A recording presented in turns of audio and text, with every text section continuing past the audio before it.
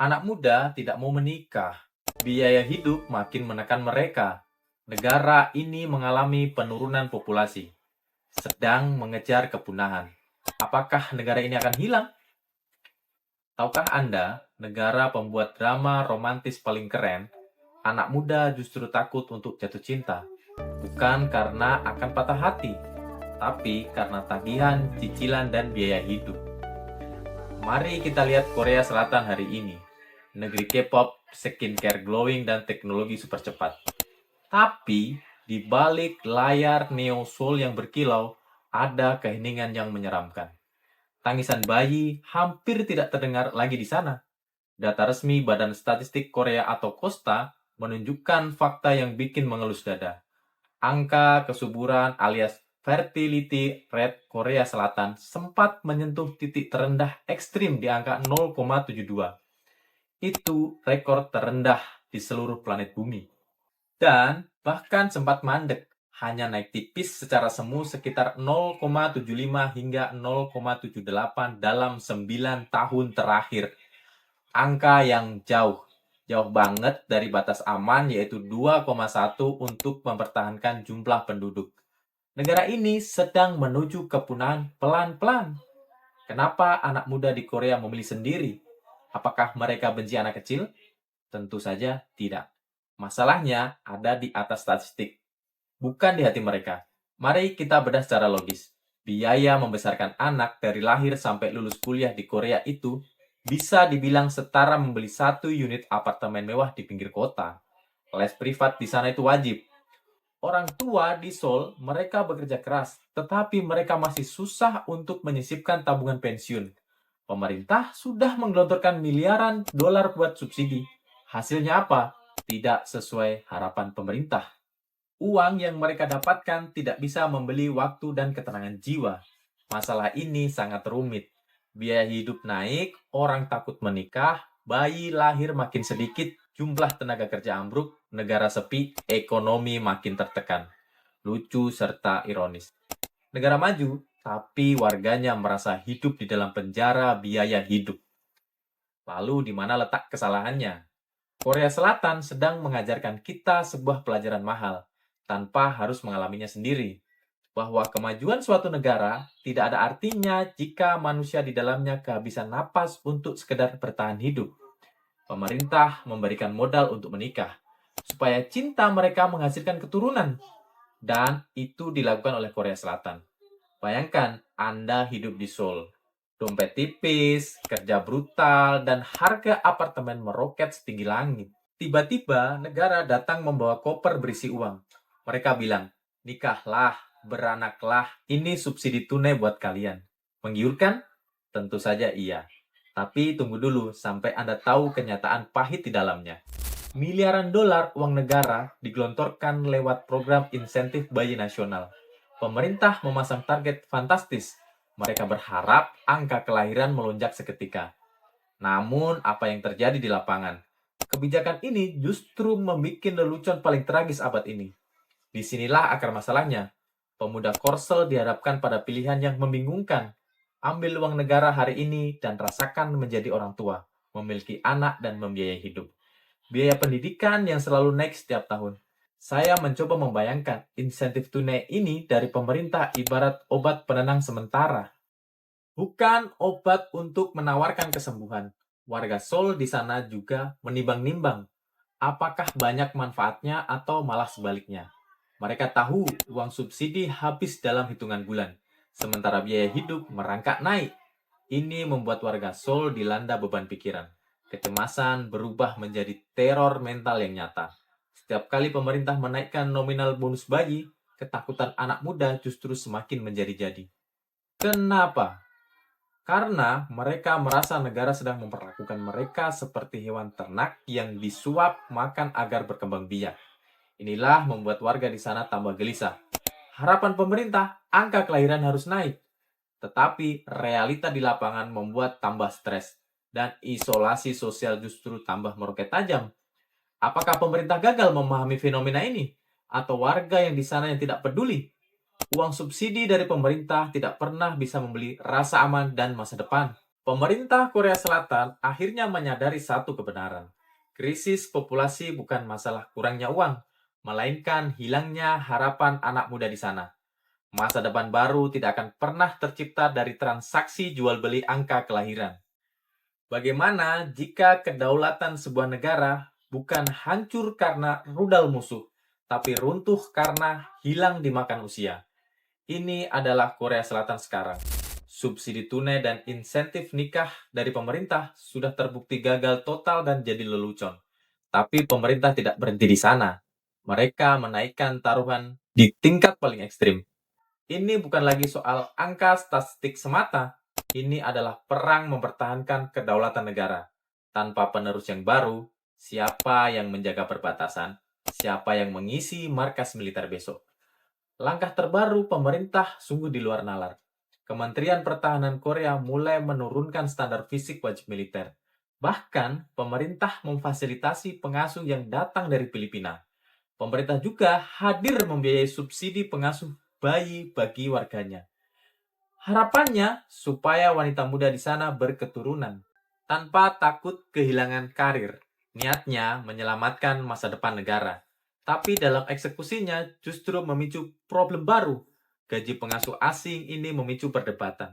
Masyarakat malah menuduh pemerintah melakukan eksploitasi terhadap pengasuh bayi. Apakah pemerintah kehilangan akal atau anak muda yang memilih menyelamatkan kebebasannya?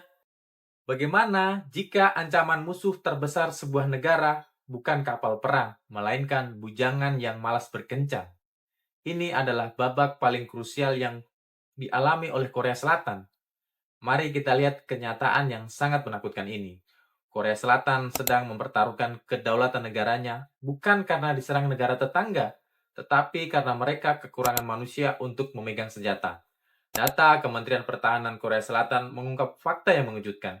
Jumlah personil militer aktif mereka terus merosot tajam dari 600.000 prajurit menjadi 400.000 prajurit saja. Bahkan ratusan pangkalan militer terpaksa ditutup dan digabung. Tanpa tentara muda, kedaulatan negara otomatis berada di ujung tanduk. Panik karena militer makin sepi, pemerintah meluncurkan jurus menarik. Mereka berencana menggantikan tentara manusia dengan robot tempur dan kecerdasan buatan. Bahkan mereka mewacanakan wajib militer untuk perempuan, hingga mempermudah aturan kewarganegaraan bagi warga asing. Luar biasa bukan?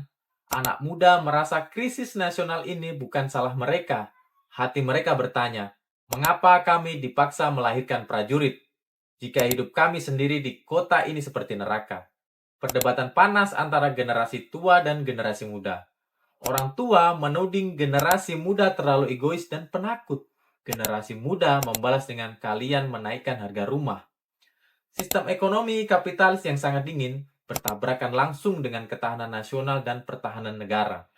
Negara butuh rakyat untuk menjaga kedaulatan. Rakyat butuh rasa aman untuk mau berkeluarga. Negara menuntut rakyat menjaga kedaulatan tanpa memberi rasa aman pada kehidupan ekonomi mereka. Pemerintah berharap robot dan wacana wamil perempuan dapat menakut-nakuti ancaman dari luar. Hasilnya, rakyat justru makin merasa asing di negaranya sendiri. Sebuah raksasa ekonomi dan teknologi dunia kini menghadapi musuh yang tidak bisa ditembak dengan peluru. Ini adalah momen yang paling miris. Teknologi tercanggih dan benteng pertahanan terkuat akan menjadi gundukan besi tua yang tidak berguna jika tidak ada manusia yang mewarisinya. Pertaruhan ini belum selesai. Pemerintah terus menambah pertaruhan kebijakan. Namun rakyat tetap memilih mundur dan diam. Tidak ada resolusi manis di akhir cerita ini. Dalam video ini, saya akan memberikan sudut pandang saya. Saya ingin kalian menyimpulkan sendiri. Jika kedaulatan sebuah negara bergantung pada manusia, apakah negara harus memaksa rakyatnya berkorban atau negara yang harus berubah dan memanusiakan warganya? Bagaimana menurut pendapat kalian?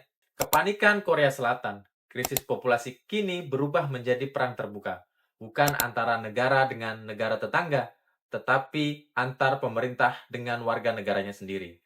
Pemerintah Korea Selatan merasa sangat tidak berdaya. Keadaan terdesak membuat akal sehat mereka hilang. Mereka panik karena melihat angka kelahiran hancur. Lalu sebuah lembaga riset pemerintah meluncurkan dokumen yang seketika memicu ledakan kemarahan publik nasional. Mari kita lihat skandal gila ini. Lembaga Institusi Keuangan Republik Korea merekomendasikan anak perempuan harus masuk sekolah lebih awal. Tujuannya agar perempuan lulus sekolah lebih cepat, lalu mereka tertarik pada pria yang lebih tua. Luar biasa bukan? Pemerintah menganggap wanita muda sebagai mainan waktu. Mereka memanipulasi umur sekolah demi populasi. Para wanita muda merasa sangat terhina. Mereka bertanya, apakah kami ini mesin pabrik yang harus diatur jadwal lulusnya demi lelaki? Perang gender meledak hebat di media sosial. Para pemuda dan pemudi saling berargumen. Kepercayaan antara pasangan hancur berada di titik terendah. Warga turun ke jalan memprotes kebijakan pemerintah. Sistem pendidikan dan pejabat publik diserang habis-habisan. Krisis populasi lahir dari ketimpangan ekonomi. Pemerintah justru menyalahkan usia lulus sekolah. Pemerintah menghindari akar masalah biaya hidup dengan melemparkan penghinaan absurd kepada wanita. Lihat bukti nyata dari laporan OECD terbaru. Jam kerja warga Korea menduduki peringkat tertinggi, sementara biaya perawatan anak melambung tanpa batas. Warga menuntut rumah murah dan kerja manusiawi. Pemerintah berharap ide ini mempercepat usia pernikahan. Hasilnya, angka pemboikitan kencan pernikahan justru meroket. Niat pemerintah meredam krisis populasi, malah memicu krisis kepercayaan paling parah sepanjang sejarah. Pemerintah terbukti panik dan tidak punya solusi. Warga merasa dipermalukan sebagai angka statistik belaka. Pertikaian dramatis ini belum menemukan jalur keluar. Kemarahan publik makin membara di mana-mana. Pemerintah terpojok tanpa rencana cadangan yang masuk akal. Bayangkan pemerintah Korea Selatan akhirnya sadar bahwa rakyatnya bukan mesin pencetak populasi. Selamat datang di babak baru. Pemerintah Korea Selatan resmi menyerah pada cara lama yang sangat kaku. Bagi-bagi uang tunai ternyata gagal total. Kini mereka mencoba mengubah narasi besar. Menikah bukan lagi hal yang menyusahkan, melainkan sesuatu yang mungkin dilakukan. Maka lahirlah strategi Kementerian Keluarga baru. Mereka tidak lagi membagikan amplop tunai. Data Kementerian Pertahanan dan Tenaga Kerja menunjukkan pemerintah memotong jam kerja orang tua menjadi cuma 4 hari dalam seminggu. Bahkan mereka menyediakan rumah hunian sewa murah selama 20 tahun bagi pengantin baru. Luar biasa bukan? Negara akhirnya memberikan waktu dan rumah. Ini seperti Anda diberi mobil balap, lengkap dengan bensin gratis dan jalannya. Namun, mari kita bedah 3 lapisan konflik. Generasi muda tetap merasa ragu dan trauma. Hati kecil mereka berbisik curiga. Apakah sistem ini akan bertahan lama? Persaingan sengit antar pasangan muda. Mereka berebut kuota hunian murah pemerintah, yang jumlahnya tetap terbatas di pusat kota. Budaya perusahaan swasta yang sangat keras, atasan kantor tetap memusuhi karyawan yang berani mengambil libur 4 hari. Secara logika, orang butuh kepastian hidup untuk berkeluarga. Pemerintah memberi rumah dan waktu luang. Hambatan finansial mulai berkurang drastis. Namun, benteng budaya kerja masih menolak runtuh. Data Bank Sentral Korea Selatan mencatat, pengeluaran les privat berhasil diturunkan lewat reformasi sekolah negeri gratis sampai malam. Pemerintah berusaha keras memotong beban orang tua. Ada harapan. Pemerintah berharap narasi baru ini bisa diterima. Hasilnya, sebagian anak muda mulai berani membuka diri. Yang paling menarik, Korea Selatan sedang melakukan eksperimen sosial besar. Mereka membuktikan bahwa uang bukan segalanya. Momen kesadaran baru, manusia hanya butuh diperlakukan secara adil agar mau melanjutkan keturunan di muka bumi. Pertarungan terbesar ini masih terus berlangsung. Apakah cara baru ini akan berhasil? Atau budaya kerja keras akan memang kembali? Belum ada jawaban yang pasti untuk sampai hari ini. Saya ingin membayangkan satu hal. Jika negara Anda memberikan waktu dan rumah, apakah Anda ingin siap untuk berkeluarga? Atau Anda ketakutan dengan masa depan yang belum Anda kuasai? Dan sampai jumpa di video pembahasan selanjutnya.